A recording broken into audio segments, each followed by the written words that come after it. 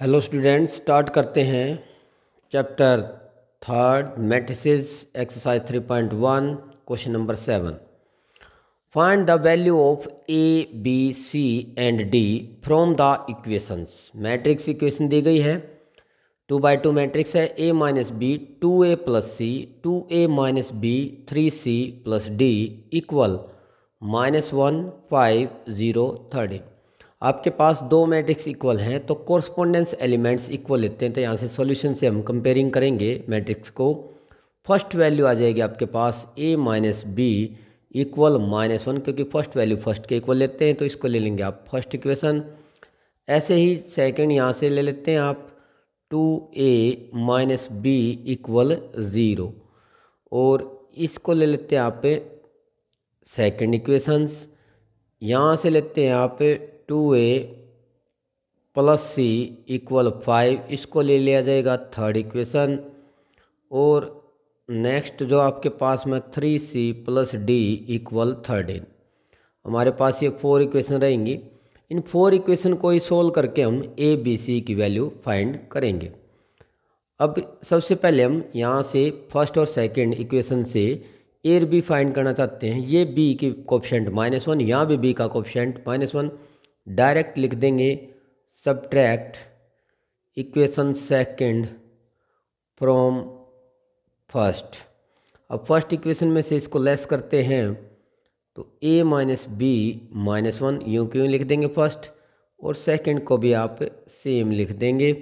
Less करते हैं तो साइन चेंज हो जाता है, ये माइनस ये प्लस और ये माइनस, b से b कैंसिल हो जाएगा। यहाँ से वैल्यू आएगी -a इक्वल -1। तो ये a का जो आंसर आया है वो आया +1। अब a की वैल्यू जो 1 आई है उसको लिख देते हैं पुट इन सेकंड। मैं इसको सेकंड में पुट करता हूँ, फर्स्ट में भी पुट कर सकते हैं, सेकंड में भी, जो आपको इजी लगता है वहाँ पुट करिए। अब a की वैल्यू ये 1 यहाँ पुट किया मैंने। यहाँ पुट करते ही मेरे पास ये आएगा 2 × 1, क्योंकि a की वैल्यू 1 पुट किया तो 2 × 1 माइनस b और इक्वल 0। अब क्या करते हैं, यहाँ से b को 0 की साइड ले जाएंगे तो प्लस b, और 2 1 जा 2, तो b का जो आंसर आया है वो आपका आ जाएगा 2। अब a की वैल्यू यहाँ से आते हैं आप, अब पुट a इक्वल टू 1, क्योंकि a की वैल्यू हमने 1 निकाल दी। यहाँ पुट करते थे थर्ड में तो c आ जाएगा put in a equal to 1 इन थर्ड इक्वेशन।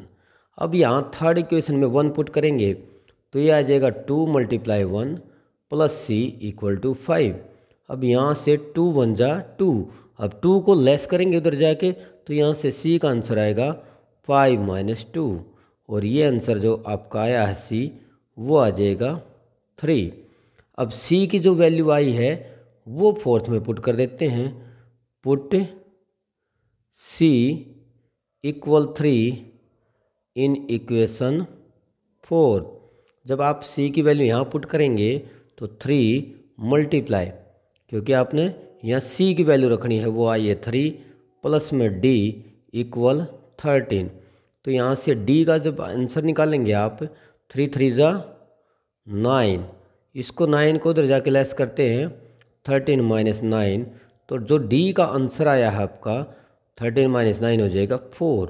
तो आपके पास में वैल्यू आई हैं a, क्या निकाल लिया था a की वैल्यू आपने 1, b की वैल्यू क्या निकाल लिया आपने 2, c का आंसर क्या निकाल लिया आपने 3, क्योंकि यहाँ c का आंसर निकाल दिया था c को 3, और d का आंसर क्या निकाल दिया आपने 4। तो ये चारों के चारों वैल्यूज आपने फाइंड की हैं a b c d। आसान क्वेश्चन है, बस इक्वेशंस को सोल्व करना था। नेक्स्ट क्वेश्चन आता है आपके पास, क्वेश्चन नंबर 8।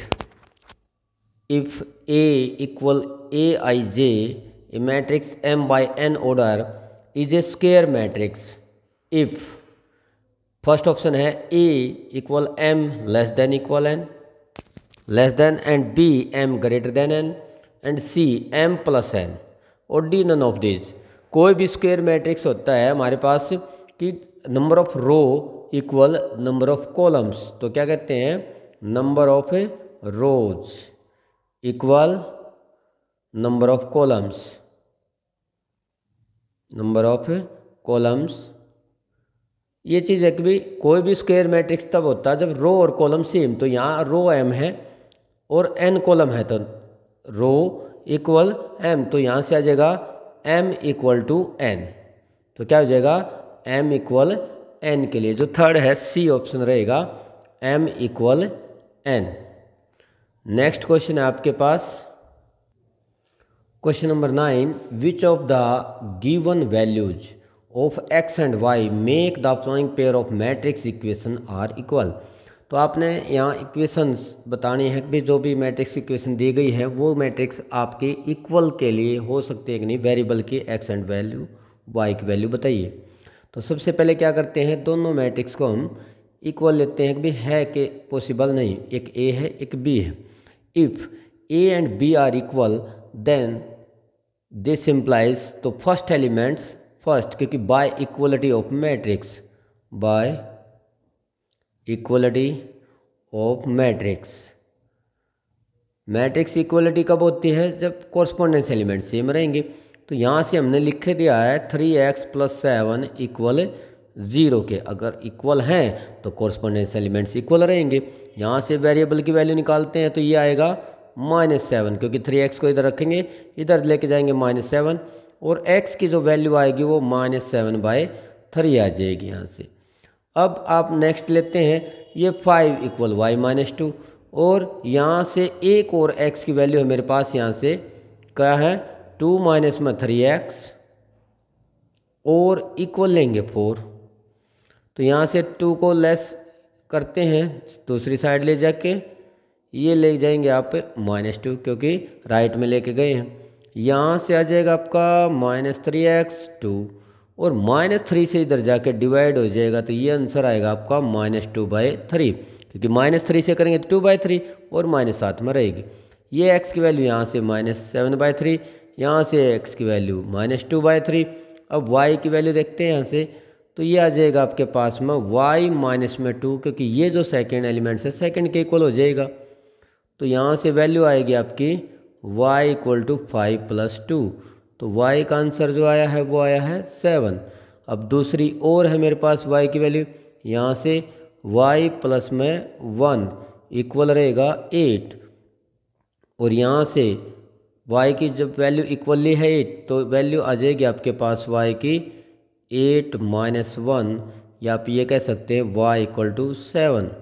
अब यहाँ से y की वैल्यू 7 और यहाँ से भी 7, तो y की वैल्यू तो 7 है, बट x की वैल्यू यहाँ से आई है -7/3 और यहाँ से आई है -2/3। तो एक ही मैट्रिक्स में x जो वेरिएबल है वो सेम आंसर नहीं दे रहा, दिया हमारे को, तो this implies it is not possible.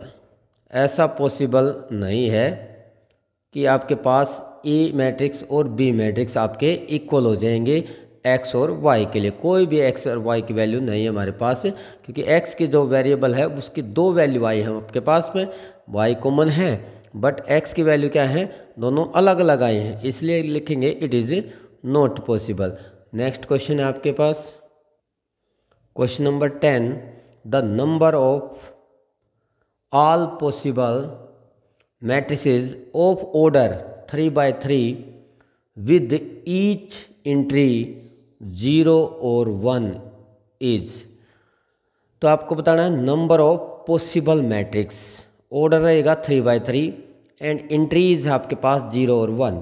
तो number of all possible matrices, direct formula है जितनी एंट्रीज हैं 0 और 1, तो केवल 2 ही एंट्रीज हैं, और उसकी पावर कर देंगे ऑर्डर। ऑर्डर क्या है मेरे पास 3/3, तो ये रहेगा 2 की पावर 9 यानी कि 512। तो डायरेक्ट फार्मूला लगाएंगे, जितने एंट्रीज दिए गए हैं एंट्री, और उसकी पावर लिख देंगे आप ऑर्डर, वो आपका 3/3 है, तो 2 की पावर 9 512, तो डी आपका ऑप्शन सही रहेगा इसमें। तो यहाँ तक करेंगे आप। Thank you.